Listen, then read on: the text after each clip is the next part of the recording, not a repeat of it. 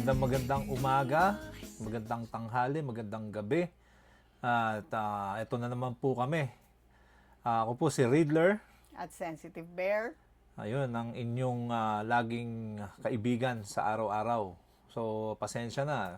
Tulad nga ng sabi namin, busy na kami since last year. So, nagkaroon lang kami ng time ngayon at gusto lang naming at least buhayin yung aming channel. At ito, nagbibigay kami sa inyo ng magandang balita. O ating binibigyan ng pansin is yung magandang nagagawa ng ating administrasyon.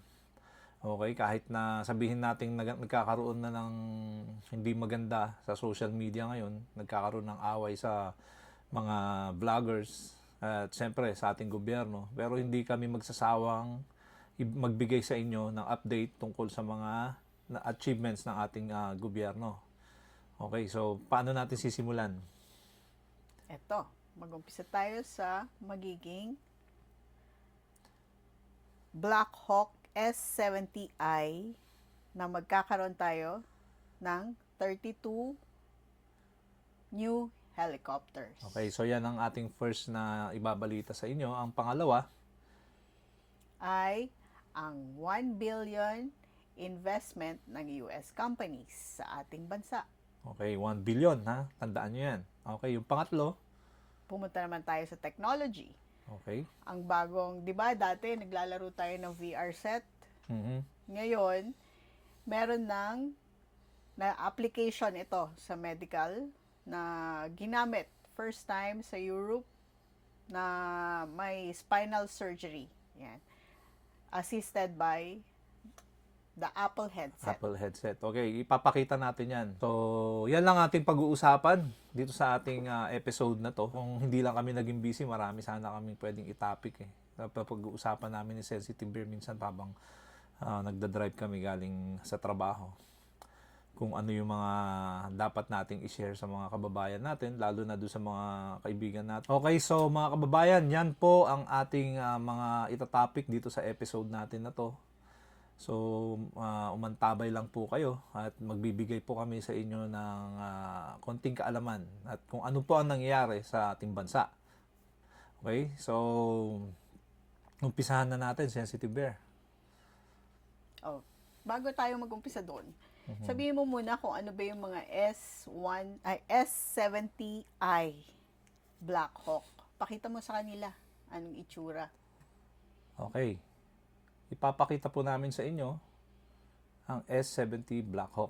Okay, ang Lockheed S-70I Black Hawk ay isang uri ng helicopter. Okay, it's a combat utility helicopter.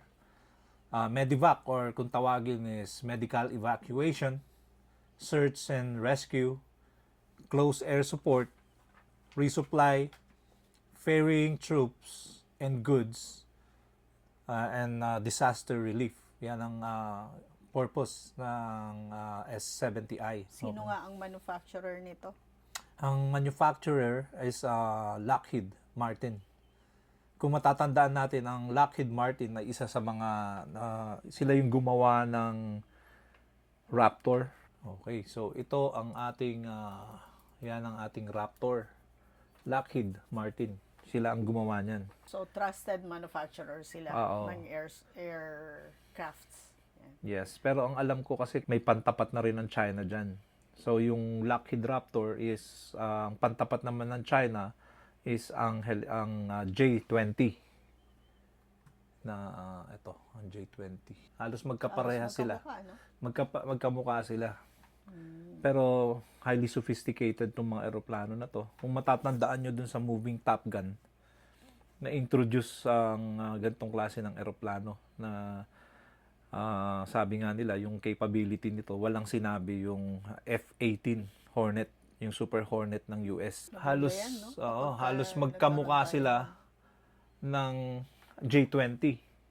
Kung ako pagpipiliin, siyempre kukunin ko na yung may pantapat sa mga highly sophisticated na jet fighter, yung mga panglaban. Ano naman ang kakayahan ng Pilipinas na lumaban sa mga ganitong uri ng yung mga jet fighter na magpoprotekta sa sa himpapawid. Siyempre, kung yun nga, yung tulad ng speculation na ang kukunin nila is yung F-16 is outdated na yun. Kumbaga, 1978 pa na-introduce yung eroplanong F-16.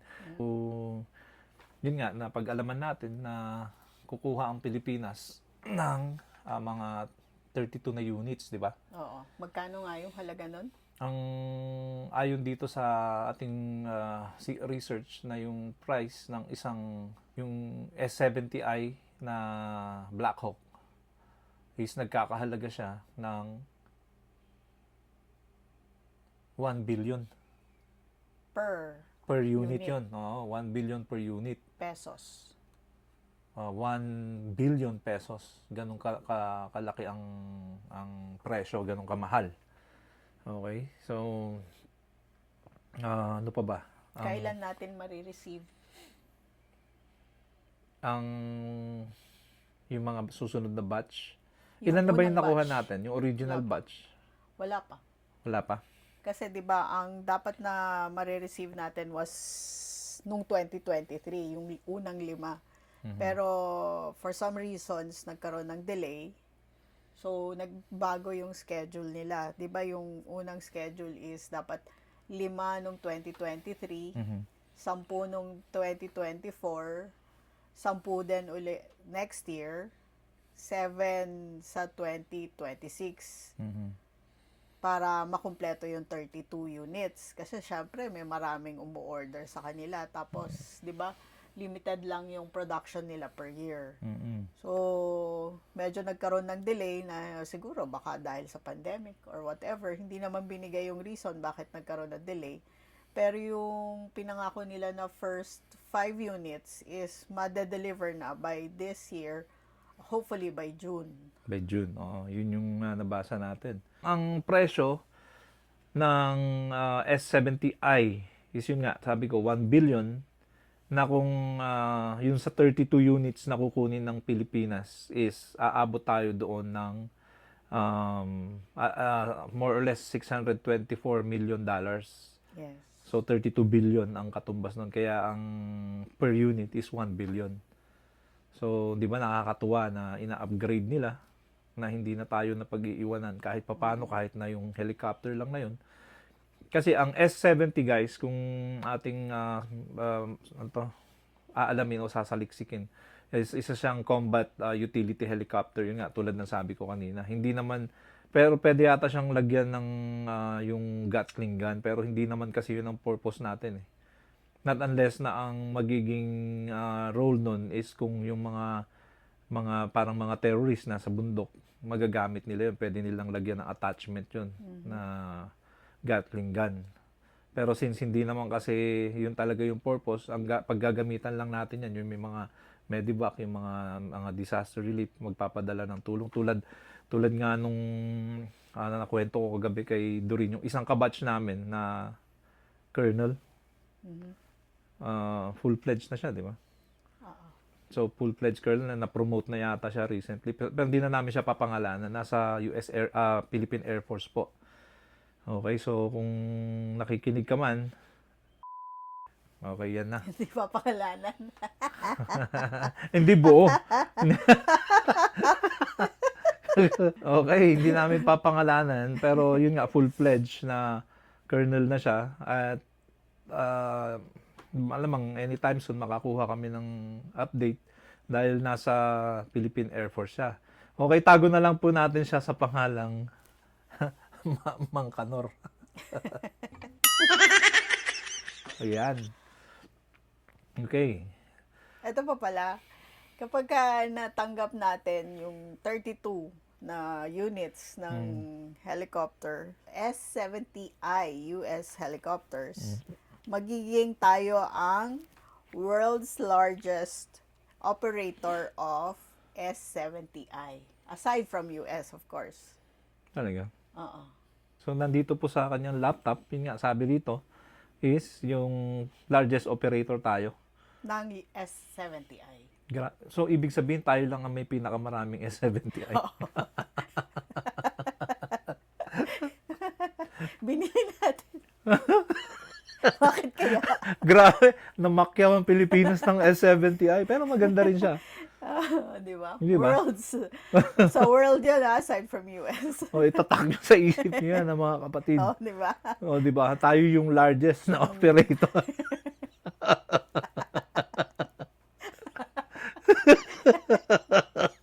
Ay, Oh, nako. di ba? Achievement yan. Oo. Oh. Hindi. Di ba? Pero siyempre ikakatuwa natin o maging it's one to be proud of na kung sabihin dahil operator tayo ng S70 kaysa naman sabihin 'di ba ang pangit lang pakinggan yung ginagamit dun sa World War II na UE. At least hindi na tayo iyak kapag may disaster na walang helicopter for the search and rescue. Wala tayong magagamit for resupply of malay mo gamitin rin for resupply yan ng controversial na ating laging pinag-aawayan sa Doon Coast sa Guard. Ayungin Shoal. Ayun. Okay, so Ang dami naman natin. nakakatawa naman to. Kababayan, makitawan na rin kayo. Okay. So, yung sinasabing sensitive bear, imbis na binobomba tayo ng tubig, di ba? Parang ganun na lang, airdrop na lang. Oo. Diba? Di ba? Darating yung helicopter doon. Wala na silang sasabihin, you're over the water lines of China diba? na kiniklaim nilang 9-dash line. Mm. So, pwede ng airspace na yun. Pero makakasagupan nila doon yung G20. Di ba? Kaya nga nag-acquire din ng US, ang pinag-iisipan nila, Pilipinas, sorry. Yung Gripen. Oo. So, yun ang pantatapat din natin. May escort. Abangan natin kasi yun daw ang napupusuan ng Philippine Air Force na i-purchase. Although may mga binanggit na ang ating Philippine ambassador to US na nabanggit niya last December na possible nga na yung F-16 na ang i-purchase. Pero mukhang earlier this year ang napupusuan ng ating Philippine Air Force na syempre sila yung maggagamit nito, hindi naman yung ambassador, di ba? Hindi rin naman yung mga nasa government or Department of Defense. So, wala nang pag-aawayan ng gobyerno natin. Isipin mo, 32 yung mapupurchase nila by 2025 ba? Yung helicopters. Yung helicopters lang. O di, tig-isa na sila ngayon. Hindi na sila, wala ka na maririnig sa mga vloggers na, ayan o, yung pinahiram ni ganito, yung helicopter. Di ba?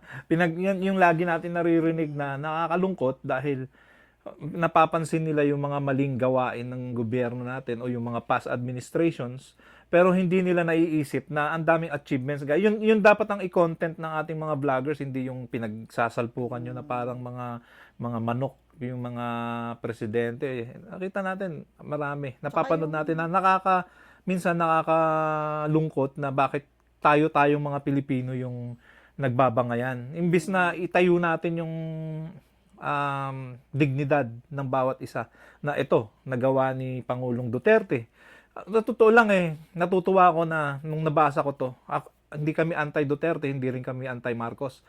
Kasi parehas na gobyerno yan Sinusuportahan namin kung ano yung magandang nagagawa ng gobyerno natin. Although kahit pangit pa na nakaraang administrasyon, hindi yung achievement na lang, kahit konti lang, at least may nagawa sila.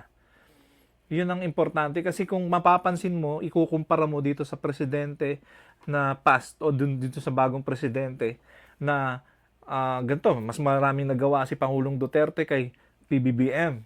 Pero hindi natin nakikita kung ano yung magandang nagawa nila sa bayan natin. Actually, yun nga sabi ko, hindi ako maka-Duterte, hindi rin ako maka-BBM. Yun nga, kay Pangulong Duterte, actually, sa kanya nanggaling ito. O kay Pinoy pa nga. Nag-umpisa tong project na to dahil nga dun sa build. At nagawa niyang i-update ang mga kagamitan ng ating military. Yung modernization. Sa kanya nag-umpisa. Yes. At tinutuloy ngayon ni Pangulong Bongbong Marcos kasi nakita naman ni Pangulong Bongbong Marcos na maganda naman yung project na nagawa ni Pangulong Duterte. So, wag tayong mag-ingat tayo sa mga binibitawan nating salita dahil minsan hindi naman natin alam kung ano yung punot dulo niyan. Nung nakikisaw-saw, yun ang hindi namin gawain. Tsaka yung idagdag natin yung Hindi lang yun yung acquisition natin. Di ba, banggitin mo yung C-130H. Okay. Yung C-130H, may karagdagan yan na makukuha ng Pilipinas. At yan ay nagsimula din during term ni Pangulong Duterte.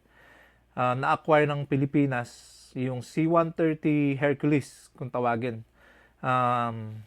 Magkamukha sila dun sa AC-130. Ang pagkakaiba lang kasi ng C-130H at saka yung C o yung tinatawag nilang cargo, kaya nga C is cargo 130H Hercules. Tapos yung AC-130 na ginamit doon sa pelikulang Transformers, yung Scepter, yung may malaking barrel, kumbaga may cannon na tumitira sa baba. Accurate yun, guys.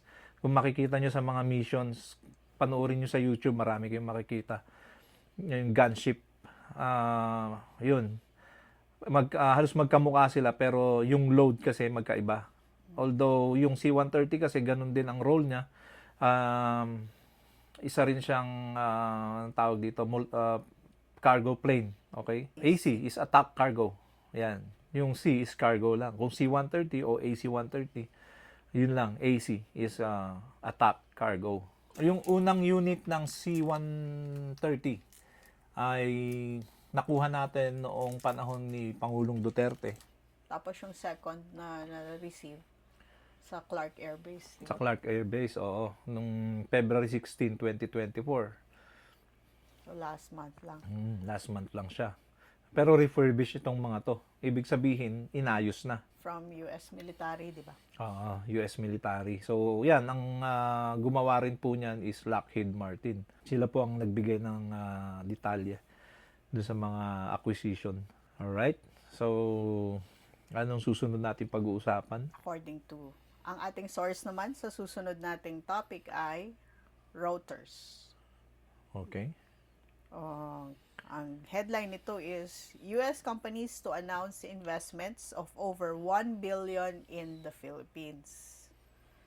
Kasi recently pumunta ang US Commerce Secretary na si Gina Raimundo. Anong merong ginawa niya nun? May official visit siya to Manila. Yun yung 2-day trade and investment mission. Nag-announce siya ng magkakaroon ng more than $1 billion investments in the Philippines. 22 companies ang nag-pledge. Okay, so pledge meaning is yung commitment nila sa Pilipinas. Ilang companies? 30? 22. Oh, 22. Including dito yung United Airlines, United Airlines. Alphabet's Google, Visa, KKR Asia Pacific, and Microsoft, among others. So, mga data centers to mga to. So, yan, mga kaibigan, yung mga data centers, kung matutuloy man itong project na to, malaking tulong para sa ating mga kababayan na naghahanap ng trabaho dyan sa Pilipinas. Yes. Tsaka yung Malamang makikita nyo kami dyan pagka, hopefully, pagka nagkaroon tayo ng mga data centers dyan, mapadala kami dyan. Hopefully. Makikipag-eyeball kami sa inyo. Isa sa mga examples na binigay na mangyayari is magkakaroon ng solar energy, electric vehicles, digitization, tapos yung sa United Airlines is maglo-launch sila ng flights from Tokyo, Narita to Cebu, Philippines. Kailan mag-uumpisa? July 31. So that's already a confirmation. Confirmation, ha? Confirmed. Yes, United Airlines. Hindi ito kabulastugan o yung, alam mo na, yung mga kwentong barbero. Wala tayong ganyan dito. No, di ba? US efforts, as cited here on the article, US efforts to deepen economic ties with the Philippines come in tandem with increased cooperation in defense. Pati defense kasama. Both U.S. President Joe Biden and Philippine President Ferdinand Marcos Jr. are keen to counter what they see as aggressive actions by China in the South China Sea and near Taiwan. So they are agreeing na dapat talaga, hindi naman kasi natin kaya as a nation na labanan ng China. Kailangan talaga natin ng support from others na hindi tayo dapat maging proud, 'di ba? Na kaya natin to, kaya natin silang kalabanin. Anong Wala eh. anong puwersa natin? Kung babalikan natin yung, kasi naging kasama ako dating kadete nung nandyan ako sa Pilipinas. Naging presidente namin. Nagkaroon sila ng feasibility study na kapag ginera tayo ng China, within 24 hours, bagsak ng military natin. Wala na. Doon pa lang sa air support, talo na tayo doon. Kahit yun lang ipadala nila eh. Bombahin lang nila yung mga target na tulad ng mga base natin. Hindi tayo mananalo doon, guys.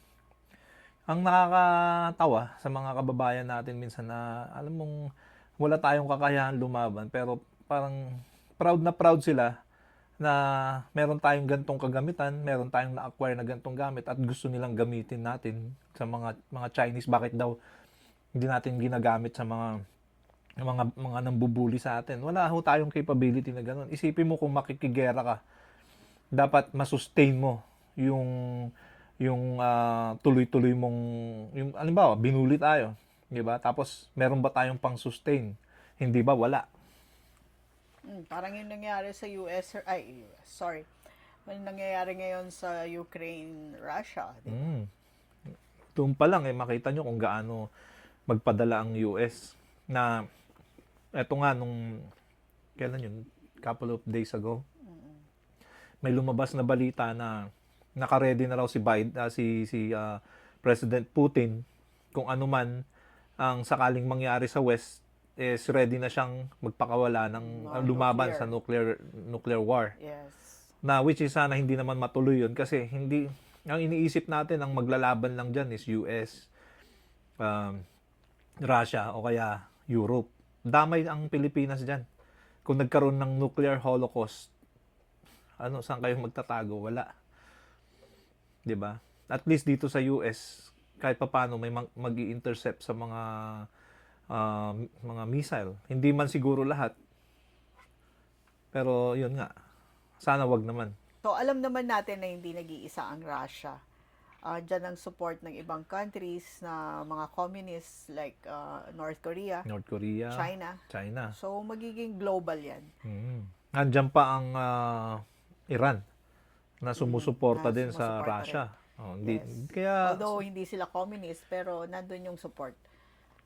Yun nga, yung napanood ko nung kamakailan lang doon sa mga vloggers na kasi ito lang ang mai-share ko. Kumbaga kung hindi ka pa matured kasi, ang isip mo kung ano nga ba talaga ang pinaglalaban mo. Karamihan ng mga vloggers ngayon more on content, views, at saka syempre yung kikitain nila. Pero hindi nila alam nagiging epekto nito doon sa mga manonood nila. Kung ano yung ugali nila, ganun din ang magiging ugali ng mga viewers nyo. Kaya mag-ingat tayo sa mga binibitawan natin salita. Tama. 'Di ba? So, maging matured tayo.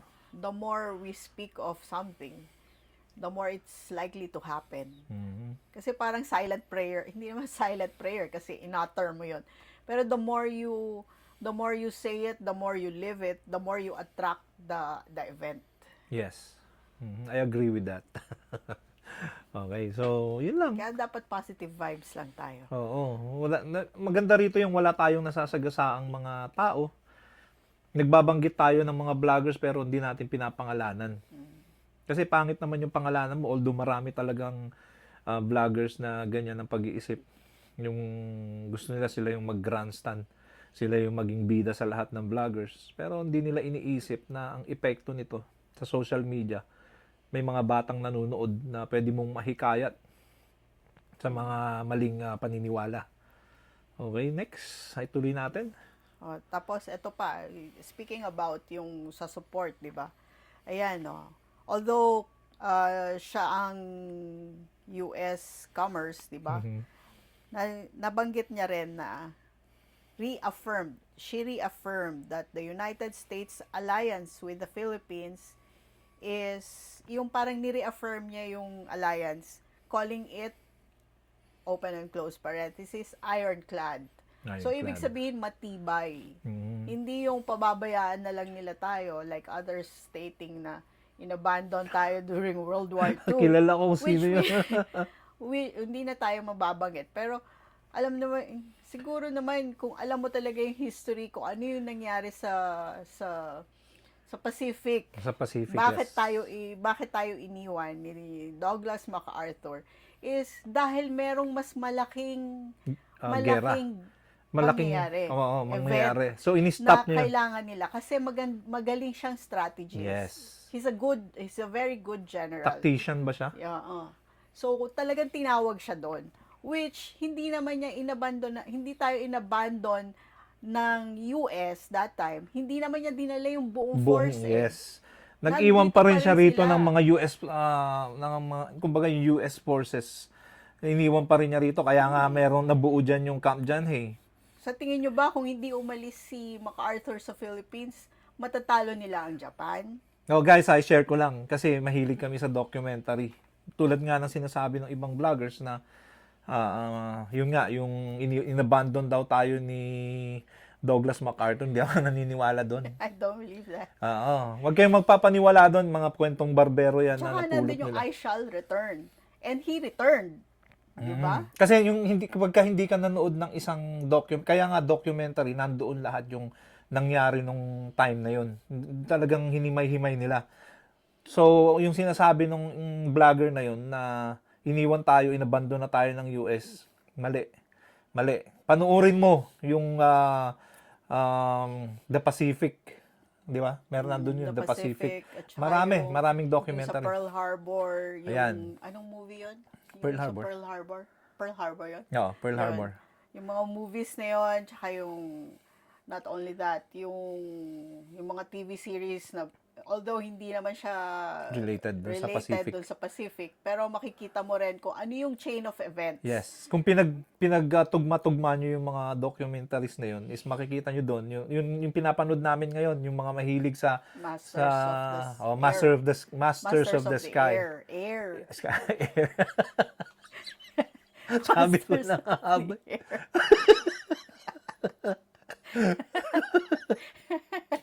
Ito na naman. Kainom ka ng gamot mo. Hindi pa eh. Ay, nako. Yun, so yung Masters of the Air mapapalabas ngayong gabi sa Apple This Friday TV. sa Apple TV. Ayan, so inaabangan namin yung isang episode na yun. Although talagang maganda. Panoorin nyo yun. Documentary na yun is about sa mga piloto ng B-17 Flying Fortress. Na, kumbaga, dun sa Band of Brothers, yung mga nakapanood nun is tugma. Yun naman ang land. Yun naman ang land. Tapos yung The Pacific naman is about the Pacific. Navy. And Sa yung Navy. Pearl Harbor. So, yung mga documentaries na yan, dapat pinapanood natin bago tayo magbigay ng detalye. Kasi kung sasabihin mo, si MacArthur, iniwan tayo.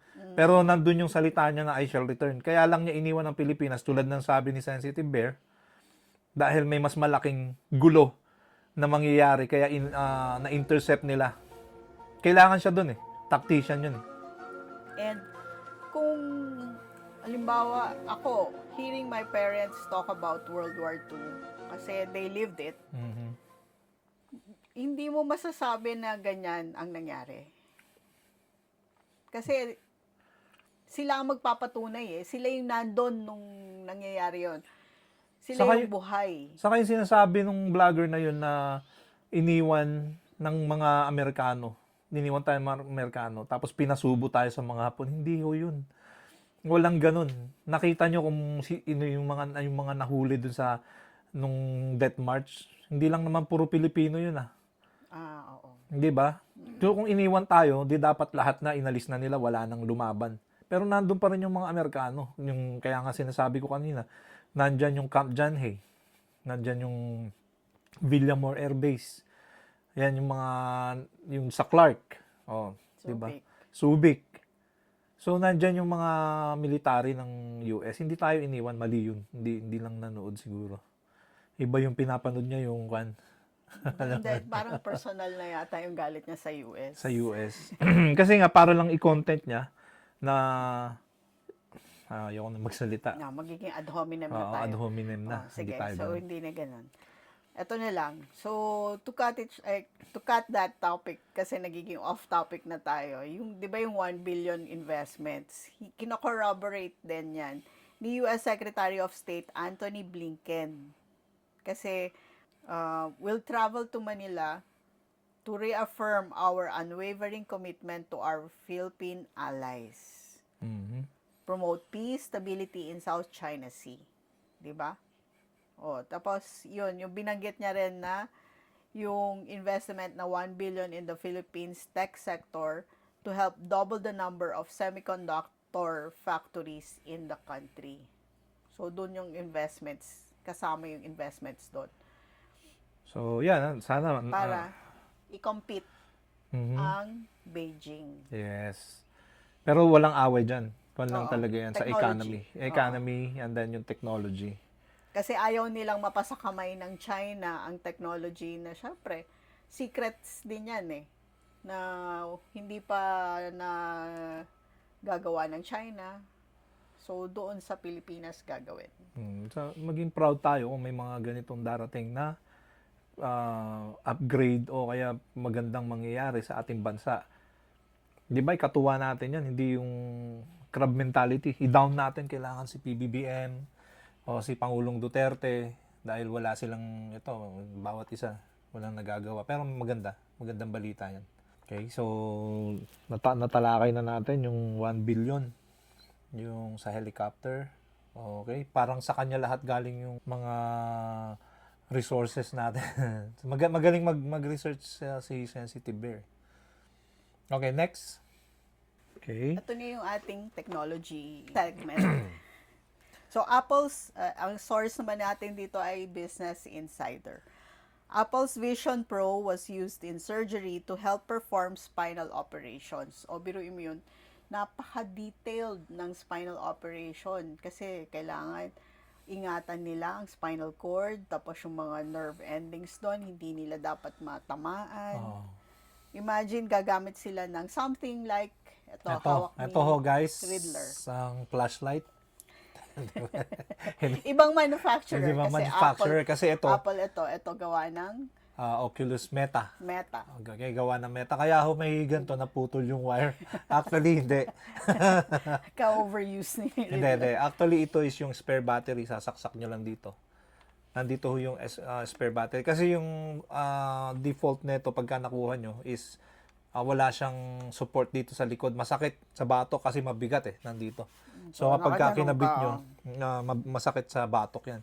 So ito, dun sa katulad nung pinapakita ni Sensitive Bear yan, nakita natin dyan sa picture na kung kita nyo, yung kaibahan, di ba? Yung ito, solid tong kay Riddler.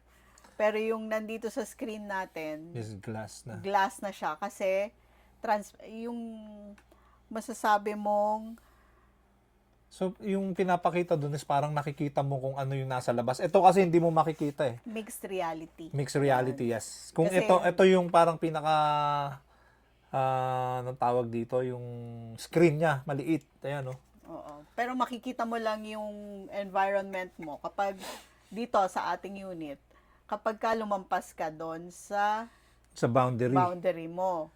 Doon mo lang makikita makikita mo itong surface na nasa harap namin.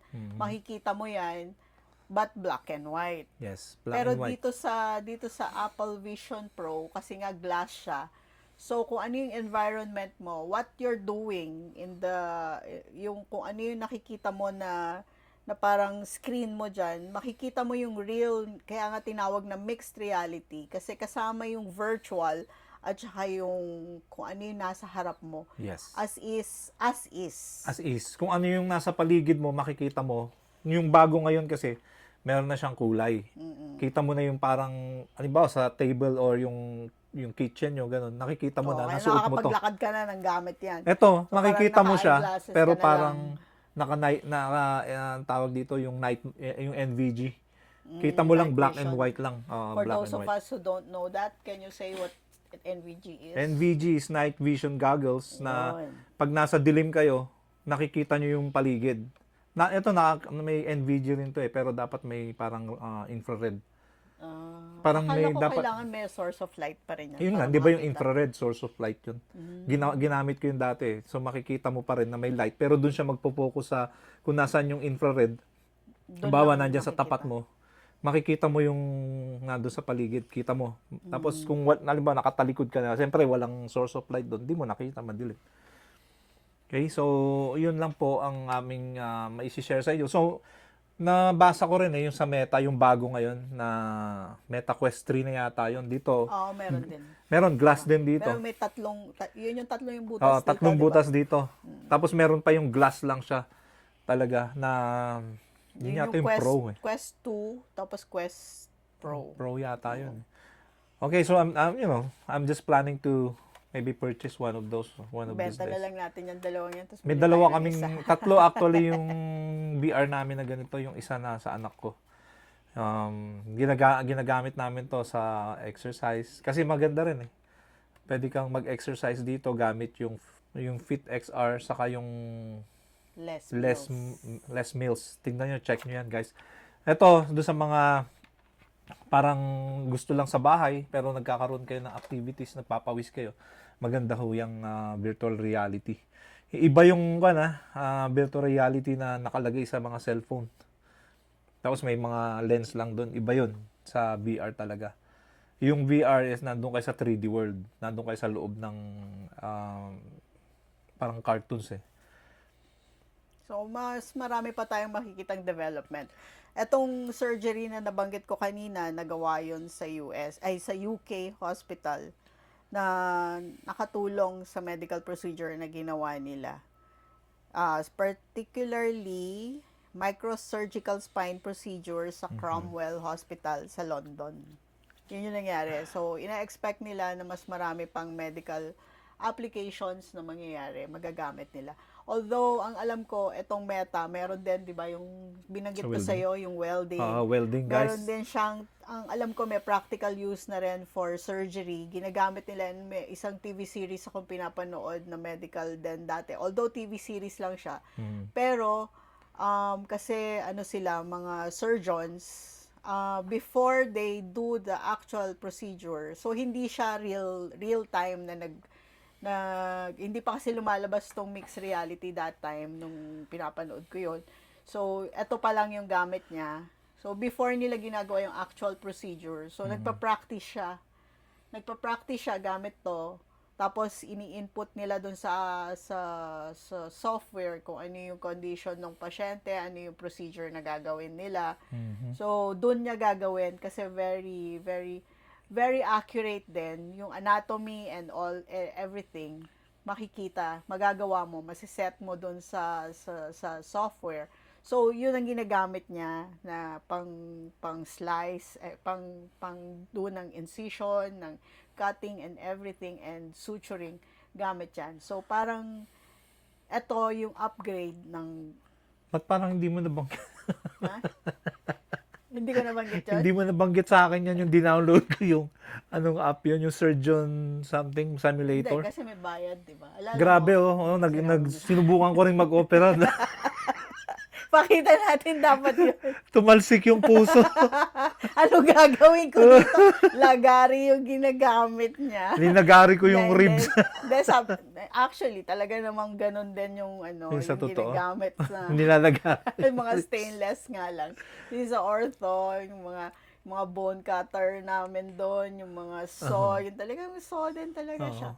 So, yun. Ayun So, lang. matagal nang hindi ako napapasok ng OR, hindi ko na alam kung ano talaga ang mga itsura ng mga instruments ngayon. Pero, back then, way back then, centuries ago. centuries ago. Ganun yung mga itsura ng mga instruments namin. Yung malet din talaga yung Centuries. itsura. Inabutan mo pa ba si Merlin? yung, Oo, alchemy pa nun. Alchemy. yung ganyan, no? Ay, nako. Pero No, kidding pero- aside, di ba? Ang Kaya pala ganda ganito pala si Pangulong Duterte pag nagsasalita, nakaganyan. Bakit? Di ba? Mas cute ka. Hindi, Ay, nako. Pero, ayan. So, kidding aside, ang ganda ng mga technology na nangyayari ngayon sa atin. Napapadali, di ba? So, at least, nagkakaroon ng lesser errors na nangyayari kasi mas makikita nila Kasi microsurgery na yan, no? Tingnan mo. Mm. Dati, talagang gagamit lang sila nung yung parang ganon na Anong may tawag doon? lens. Yung may Telescope. lens. Alala ko na naman yung gizzard. Hindi ka talaga makamove doon. Oo. Kasi ang dami natin nakikitang geese Yung daming nowadays. gis eh. Mga bumabalik from Okay. migration. So, Ayan. yan. So, natackle natin yung tatlong topics natin na about dun sa nangyayari sa Pilipinas At sa ibang lugar. mga ibang Sa lugar, yung medical. technology. So, bago, nagtapos na tayo dyan, magkwentuhan naman tayo ng konti. Ano may share natin doon sa mga kababayan natin na naghihintay sa atin kasi may mga natatanggap kami minsan na text, lalo na doon sa mga kaibigan namin na namimiss na kami. Almost kalahating taon din tayong nawala. Di ba? Oo. Ang haba na ng hair ko Oo. mula nung Nung last. Nung ginupit ko. Di ba? Ayaw niya na. Mahaba, no? Ayaw niya na Ayaw niya na magpagupit sa akin, guys. Natatawa tuloy ako. Nung ginupitan ko yan, parang gupit military talaga ito. Oh, yan, oh. Hindi, pero yun nga, balik tayo dyan sa yung pagbabalik namin. Yan, gusto namin i-shout out muna yung mga kaibigan natin dyan. Yung mga maaalala namin, marami kayo, pero sa ngayon, ang mga mababanggit lang siguro namin yung merong nakipag-communicate sa amin kahit paano nagre-react. Ayan, unahin natin. Siyempre, ang ating kaibigan na si Tatay Jack, si Ma'am Lintek, si Carclea, Team Lintek. Team Lintek, lahat nandun na kayo. Hindi na namin papangalanan isa-isa. Nandyan din si Ninang Yags. Yung may birthday nga pala, si Gandang Dap. Gandang Daps, happy birthday. Ayan, so gagawa kami ng video namin mamaya para dun sa greetings namin sa'yo. Okay, so sila Pakundo, kahit papaano, nagte-text si Berhel Valencia, si Ma'am Nilda Arceo, Si Red One. si Red One. Ayan, Red One, kumusta na? Hindi ko na nagawa yung pinag-uusapan natin dati na yung draft, NBA draft na DraftKings ba yun? Nakalimutan ko na Oo, tuloy. ano. Yung tinuro niya sa akin yun, nawalan lang talaga ako ng oras eh. Si Ma'am Crew. Si Ma'am Crew, si Wendy, Wenzel Paises, yan, si Axel Roses na dati rin sumusuporta sa amin, hindi na rin ako nakakapasok sa channel mo, so pagpasensya mo. Si DJ Byron, yan, napapanood ko kayo minsan. Si Ma'am Trexie Villa, 11, si Ate Lily Ragasa, Ma'am Judy. si Ma'am Judy Basco, si Ma'am Carmen Kimberly, yung Tres Marias, si BNK, napapanood ko rin yan, napapasok din ako minsan doon. Don Kenks. Si Don Kenks, Ang aming siya yung gumawa ng aming Songwriter. songwriter. Magaling yan, guys. So Composer. wag niyong kakalimutan, mag-subscribe kayo, magpagawa kayo ng kanta kay Don Kenks. Tol, pasensya na, busy kami. Sino pa ba? Marami pa eh. Alam ko naghihintay sila. Banggitin mo kami, banggitin mo. Okay, si Tol Banat Boy, hindi ko makakalimutan yan. Si Kuya Amik, TV45, saka yung kanyang misis na si Ma'am Amiki. Sino pa ba? Dad sa Oblak. Si Dad's Oblak, si Brian. Ang pilyado ni Brian, yung nagpapalipad ng drone. Basta si Brian, si Iko Vlogs. Si Ampupa, Caitlyn, ayan, sino pa ba? Ang dami kasi nating isa-isahin na babanggitin. Oo. Tsaka, Yun na lang pumapasok kila Tatay Jack na mga nakasama natin doon. Si Ryan nga pala, again, ating namayapang kaibigan. kaibigan natin si Ryan, rest in peace. Yun, sabi niya sa akin, naalala ko na naman yung pagkakasabi ni Ryan na Master Riddler. Master Riddler ang tawag niya. Maestro. Na Tsaka captain. Siya yung nagbigay sa'yo ng... ako yung pinangalanan niyang kapitan Oo, dati kasi na nagpapalipad kami ng... Kami yung FA, kaming dalawa, di ba? So, FA. nakakalungkot. Kahit papaano naman, nakasama rin natin sila. Tapos, sila, sino pa yung madalas pumasok doon? Silang Blessed Madrid, doon sa channel natin. Sila, Ate Maf, si Mami Chacha, ayan. Saka si Badsky, yung mga kasama nila. Hindi na namin maisa-isa. So, gusto lang namin kayong batiin at pagbabalik namin. Hopefully, magpahinga kami hanggang April kasi Mapahinga. nagpahinga. Hindi, actually, papasok pa naman kami sa trabaho pero baka hindi na yung 12-hour shift namin. Hopefully. Makapag-vlog na lang ulit tayo. Hindi Kasi na yung from dark to dark. dark to dark. Oh, guys, isipin nyo, magigising kami ng 3:30. Tapos bibiyahe kami ng alas 5. Pero yung in between that, nagpe-prepare kami ng lunch namin. Kasi mahal pagka bumibili ka sa labas. Saka dun sa access, laging yun na lang ang kakainin mo. Yung, di ba? Minsan, kailangan healthy din.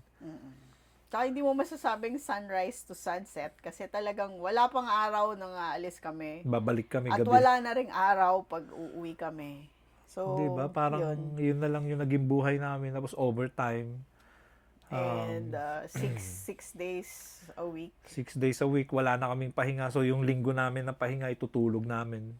Kahit gusto na. Minsan, di ko na rin talaga kayang mag-vlog na sabihin ko ini-invite ko si Sensitive Bear, mag-live nga tayo. Tapos ako pagod na, katulugan ko na yung Saka wala na akong energy. Yung, diba, yun pa, isang update. Bumalik kasi kami sa school. Kaya Yes, nga pala, nag-aaral na ulit kami sa aming instructor.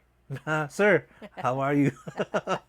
Hello. Hello. And our classmates from all over yes, international. Yes, it's like Miss Universe. So, ano pa ba? Yung mga kasama namin sa trabaho, guys, if you're watching this, would like to say, it's a pleasure working with you guys. Dahil, yun nga, nahawakan ko sila dun sa project na yun. Kahit papano, This is personally, this is the longest I've worked with anyone sa company natin. Yung solid tayong crew, yung nandun na yung bond na parang family. Magkakapatid na kami. Oo, Doon na kami kumakain mismo sa site.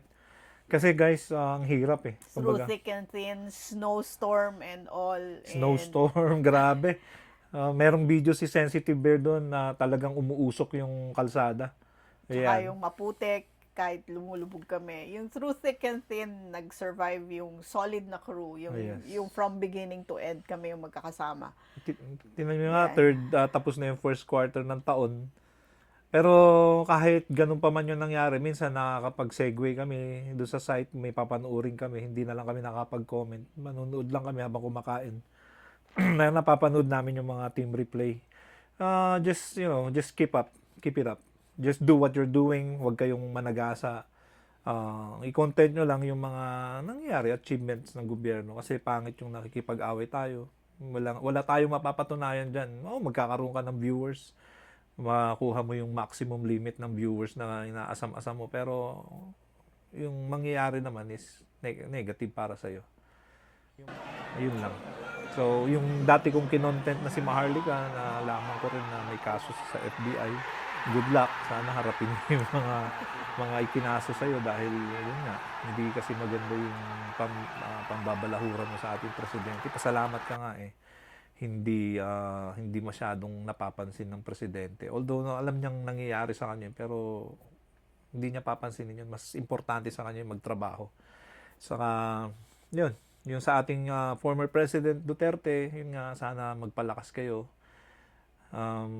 Kasi siyempre maraming yun nga, nai-stress na kayo kung ano yung nangyayari. Huwag nyo nang isipin yun. Maging na lang kayo regular na citizen. So yun lang pinagdadasal natin sa mga kababayan natin sa Pilipinas na sana magmahalan kayo, magmahalan tayo. Huwag nating ibagsak ang isa't isa. Kasi tayo rin lang magkikita sa finals. Yan lang. Ano pa ba? Basta abangan nyo guys, magkakaroon ako ng second channel. It's about, I'm just gonna introduce you to one of my hobby. Okay? Hindi na walang politics doon. Para sa mga bata. Kasi yung anak ko, yun nga, parang gusto kong gawan ng channel niya. dahil bibo rin sayang din naman kung hindi mapapansin. So abangan nyo pagka nakagawa kami ng magandang content at kung ano man ang kalabasan nun is katutuwa nyo, ilalagay na lang namin yung link. Anyway, hanggang dito na lamang tayo. Nagpapasalamat kami sa mga sumusuporta sa amin at patuloy na sumusuporta sa amin. Don't forget to hit the like, share button, and subscribe. Okay? So once again, this is Riddler. And Sensitive Bear. Adios. Yan.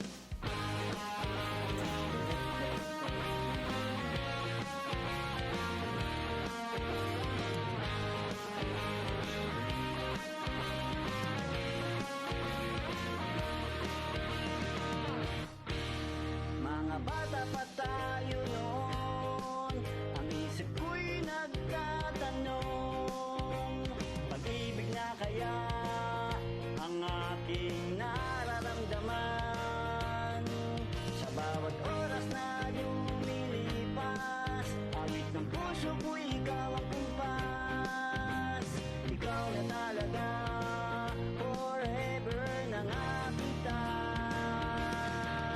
35 taon kay bilis ng panahon, di ko akalain ika'y makakapiling. Sa bawat araw ay ikaw lang ang aking hiling. Ngayon kasama na rin ating mga supling. Ang musiko ko plus ikaw ang aking sensitive bear. Wala nang duda, ikaw ang aking forever. And we will live happily ever after. Sadyang mapapiro ang tadhana, ngayon ako'y nakatulala. Malayo ka kasi, lambing ko'y hindi masabi. At dumating na ang sandali, nakita ko ang iyong mga ngiti. Hawakan ang aking kamay, sabay tayong maglalakbay. 35